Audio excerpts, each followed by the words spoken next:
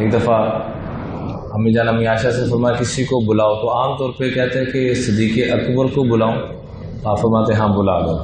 تو اس دن مختلف صحابہ کے نام لیے، فلاں کو بلاؤں فلاں کو نہیں، جب حضرت عثمان کا نام لیا کہا عثمان کو بلاؤ۔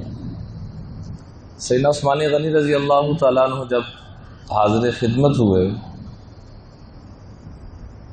تو آپ علیہ الصلوۃ والسلام نے اپنے قریب بلایا۔ تو امی جان امی عائشہ فرماتی ہیں کہ میں بھی قریب بیٹھی ہوئی تھی پردے کے اندر، تو آواز آ رہی تھی۔ آپ نے فرمایا عثمان تجھے شہید کیا جائے گا، اور ساتھ ہی فرمایا کہ تجھے میرے ساتھ دفن بھی نہیں کرنے دیں گے ظالم لوگ جو تجھے شہید کریں گے، تجھے میرے قریب دفن بھی نہیں کرنے دیں گے۔ تو عثمان کی آنکھوں میں آنسو آ گئے۔ ساتھ ہی آپ نے فرمایا کہ تیری برکت سے تجھے جہاں بھی دفن کیا جائے گا، وہاں سے لے کر میرے روزے تک جو جو لوگ بھی وہاں مدفون ہوں گے اللہ ان سب کی مغفرت فرما دے۔